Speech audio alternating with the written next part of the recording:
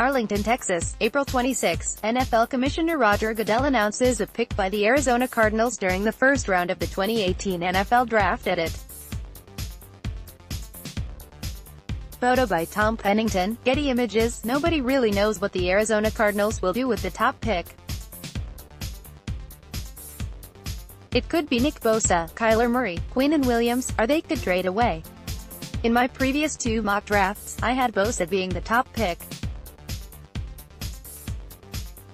While I still agree with him deserving the spot, I say we switch it in this one with a major trade with the Cincinnati Bengals. With this trade, the Cardinals get appropriate value for the top pick in the draft. According to DraftX 2019 draft value chart, the Cardinals exchanged the top pick worth 3,000 points for the Bengals' 2019 first, second, and third, which is worth 1,960 points, and future picks which add another 1,300 or so in trade value. But why do both of these teams do this trade? Bengals owner and general manager Mike Brown hasn't committed long-term to Andy Dalton, and with a coaching change, he may want to secure their quarterback of the future in Kyler Murray or Dwayne Haskins. For the Cardinals, this is simple. They get great value for the top pick and remain in a good position to get 3 more difference-makers on rookie contracts in 2019 and 3 more in later drafts. Now, with all that being said, let's get to mock drafting. Page 2 Ann Arbor, MI, September 22, Rashawn Gary. Michigan won the game, 56-10. Photo by Gregory Seamus, Getty Images. 11 Rashawn Gary edge. Michigan once considered to be a top 5 pick. Gary has slipped on most draft boards and mock drafts, likely due to his middling career stat line at Michigan. But that's not who Gary is.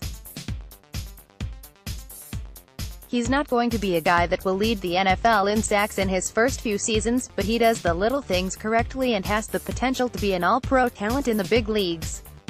At 6'4", 277 pounds with a combine performance that included a 4.58-second 40-yard dash, 38-inch vertical, 120-inch broad jump, 7.26-second three-cone drill, and 26 reps on the 225-pound bench press, the phrase best fit to describe Gary as physical specimen.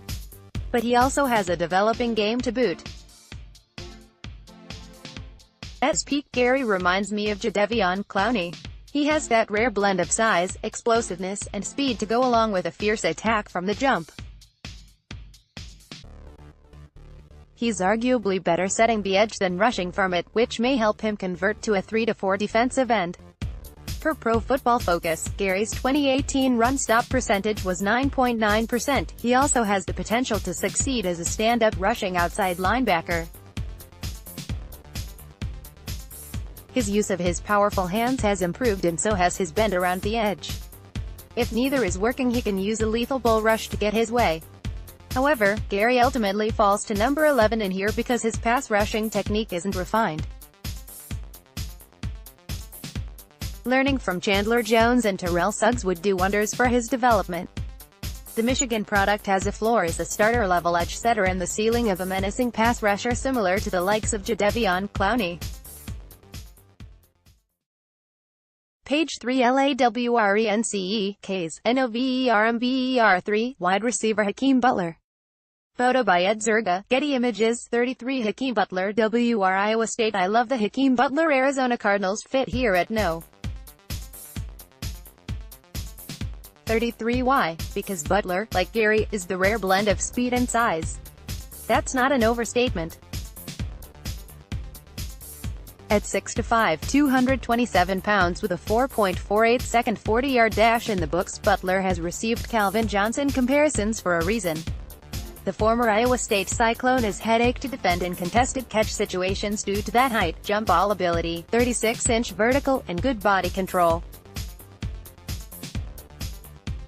His ability to pluck the ball out of the air and use his toe drag swag tendencies to make the impossible possible. Butler also has improved his game after the catch as he uses his functional athleticism and length to deny defenders space. Against press coverage, he tends to use his length to his advantage but has an underrated ability to beat bigger, more physical cornerbacks with developed footwork. Despite his impressive resume, Butler may fall to the second round due to his weaknesses. His lack of quickness and fluidity in his breaks are apparent, and it should result in him seeing a compacted route tree that features mostly vertical routes. Per Pro Football Focus, his lower career catch rate of 57.6% and 17 drops are also concerning statistics.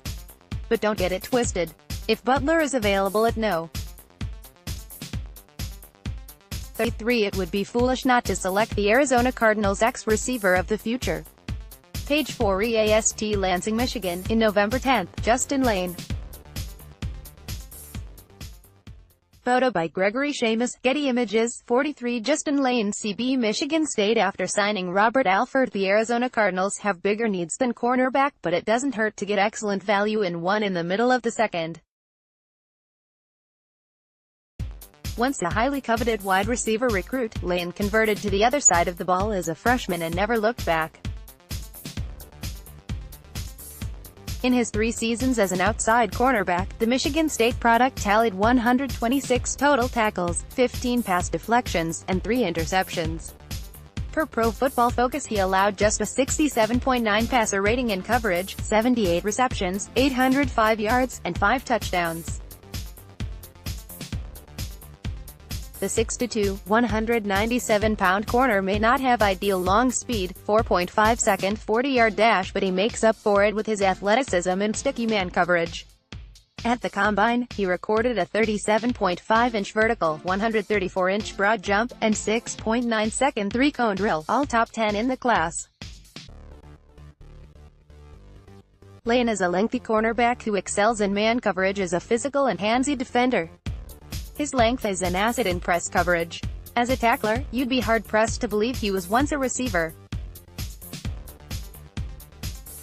But those receiving traits are apparent when tasked with playing the ball.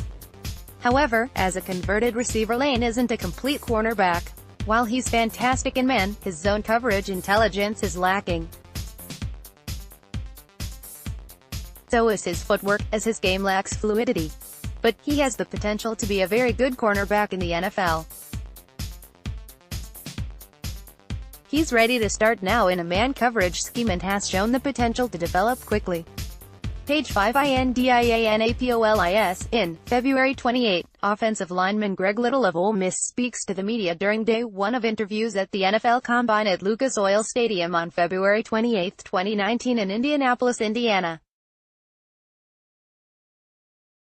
Photo by Joe Robbins, Getty Images, 65 Greg Little legitimately has the potential to be the best offensive tackle in this class. But right now, as it stands, it's just potential. While that potential may get him drafted in the first 2 rounds, I'm banking on his rawness to help him slip to the top of the 3rd. Standing at 6'5", 310 pounds, and with 35-1/4 inch arms, Little should be able to slide in seemingly at left tackle someday. As his game currently stands, there is an obvious lack of power off of the point of attack. Combine that with average balance, explosiveness, and agility, and Little projects to struggle in an angle blocking scheme. In pass sets, his technique, including foot and hand placement, are undeveloped, and so is his competitive toughness. But that doesn't mean Little can't be an excellent blindside protector in the NFL. Not only does he have an ideal frame and length to do so, but he also has quick and nimble feet and powerful hands. He can anchor himself and defender down for as long as necessary in pass sets. However, Little shouldn't be thought of as a day 1 starter, but for the Arizona Cardinals, that should be okay. The Ole Miss product could theoretically develop while DJ Humphries plays out his rookie contract, then take over in his sophomore or junior seasons. Page 6 GAINESVILLE, September 1st, Foshan Joseph. Photo by Sam Greenwood, Getty Images, 73 Like Lane and Little before him, Joseph shouldn't start immediately for the Arizona Cardinals. If the Florida product were to be drafted by the Cardinals, he would have the opportunity to develop an already impressive game. Joseph has a lean build with the athleticism to be a rangy sideline-to-sideline type will linebacker.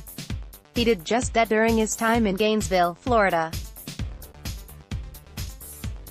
During 3 years of play, and 2 years as a starter, he tallied 147 total tackles, 4.0 sacks, and an interception. Per Pro Football Focus, he also accumulated 76 run stops, 5 quarterback hits, and 5 hurries. Here's what draft expert Gavino Borquez had to say about the talented linebacker. Joseph competes with a kick trigger and shows off his impressive blend of athleticism and range. He plays with lateral mobility, speed and pop, and is routinely in the vicinity of the play. While athletic and displays great movement skills, his disorganized breakdown skills dent his ability in the run game, and lacks awareness as a coverage defender. All in all, Joseph has the potential to be a nice replacement to either Jordan Hicks or Haason Reddick in the future, or rotational linebacker. But, like most third-round prospects, there is a want for his game to be more refined. However, his tenacious style of play and functional athleticism get my nod as a solid complement to a much-improved Cardinals defense. Page 7 TEMP. In November 21, defensive lineman Renell Wren. Photo by Christian Peterson. Getty Images. 103 Renell Wren ideal Arizona State. After signing Darius Philon and retaining Rodney Gunter, the Cardinals' need for defensive linemen is less prevalent than before. But that doesn't mean General Manager Steve Keim shouldn't add to the unit after doing so in the first. Renell Wren, an excellent depth option earlier in his career with the ability to be a high-level starter by the middle of his rookie contract. Standing tall at 6'5", 318 pounds, Wren is a well-built product with the athleticism to boot. At the Combine, Wren recorded a 5.01-second 40-yard dash, 30 reps on the 225-pound bench press, 32-inch vertical jump, and 7.65-second three-cone drill. During his 4-year career at Arizona State that featured 2 seasons as a starter, Wren tallied 69 total tackles and 4.0 sacks. Per Pro Football Focus, he had 47 run stops, 32 quarterback hurries, and 4 batted passes. He also finished the 2018 season with a 69.5 PFF grade. NFL Media's Lance Zierlein views Wren as a boom or bust product. In his Combine write-up, he said, "Enticing prospect offering size, strength and athleticism to entice NFL general managers who covet elite traits over college production." Wren's play was uneven while aligned on the nose in 2018, but he should benefit from a move to defensive tackle in a nod or even front as a pro. The cheat code in unlocking his ability and production might rest in a team's ability to correct his hands and feet while improving recognition. With all things considered, boom or bust might be an appropriate tag for him. Page 8 MORGANTOWN, WV, October 25, David Sills v. Photo by Justin K. Getty Images. 139 David Sills VWR. West Virginia wants a quarterback prospect offered to play at USC by Lane Kiffin in the 8th grade. Sills converted to wide receiver a few years ago and proceeded to shred the Big 12 competition to the tune of 33 touchdowns in 2 seasons. As his stats indicate, Sills does his best work in the red zone. He has a 6'3" frame and the vertical leap, 37.5 inches, to climb the ladder. He's a master of the fade route and knows how to position with body favorably in tight space. He also had the length, ball tracking, and body control to boast a large catch radius. Sills' quarterback background has its advantages and disadvantages though. In terms of advantages, his ability to read zone coverage is the best of any receiver in this class. His understandings of leverages and spacing create a route runner that can simply beat a cornerback with football intelligence. However, the disadvantages are there. His route tree is limited and so are his abilities after the catch. He also has some concentration drops on tape, 16 drops, per Pro Football Focus. His 4.57-second 40-yard dash is also rather inspiring.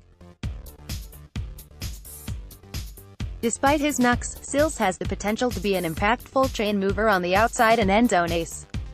he can add to his route tree skills, could be a very impactful receiver in the NFL. Page 9 Atlanta, December 2, Isaac Nauta. Photo by Kevin C. Cox, Getty Images. 174 Isaac Nauta should find a way to produce in the NFL, and hopefully for the Arizona Cardinals. After all, the former Georgia Bulldog is a refined route runner tight end with a track record of success in the SEC. Nauta has an average frame at 6'3", 244 pounds, and didn't help his stock at the Combine.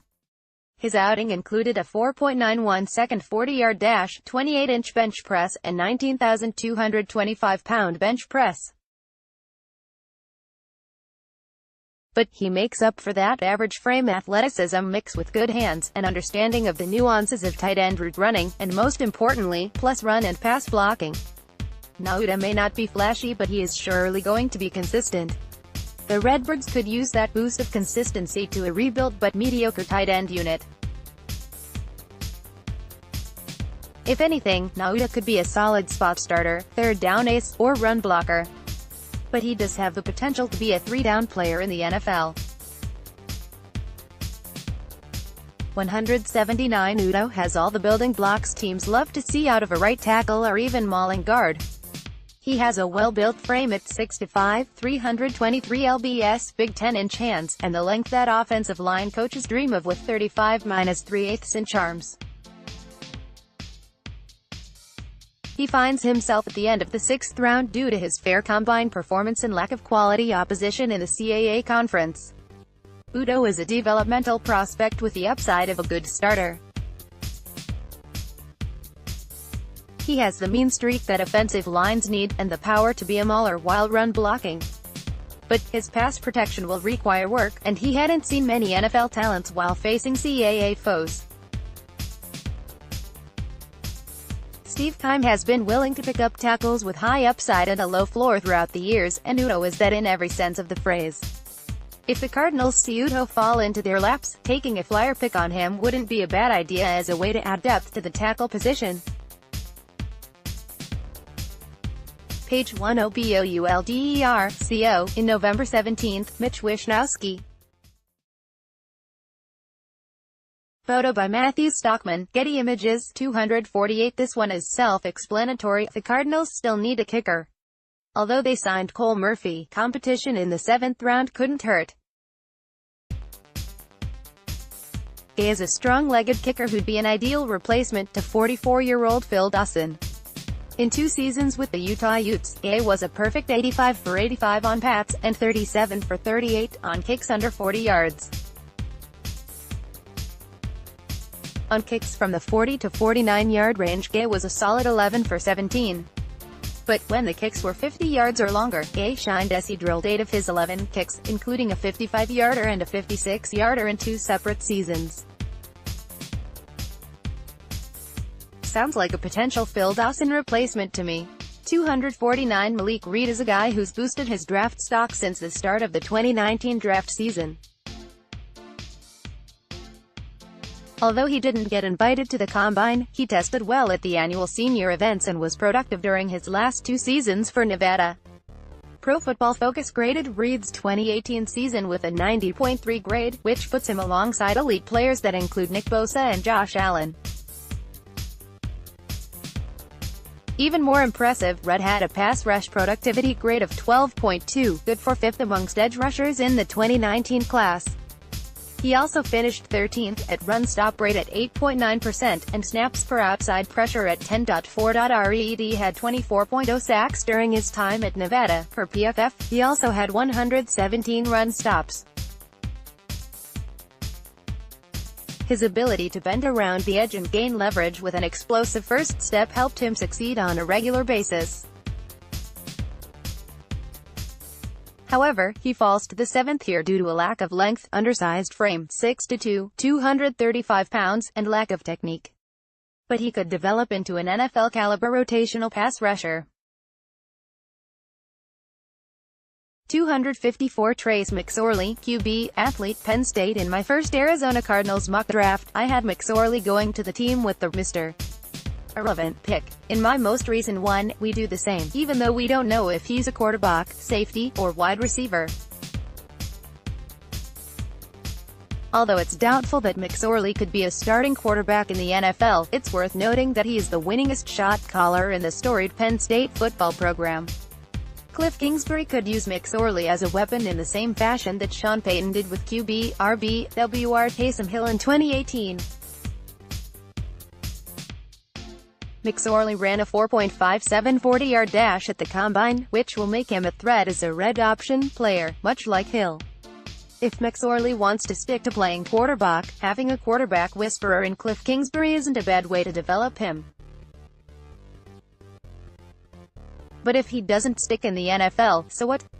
He was the last pick in the draft. The Cardinals can afford to have some fun with it, or at least I can. For more grades, advanced statistics and more at Pro Football Focus, subscribe at OPFF's Edge or Elite subscriptions at ProFootballFocus.com.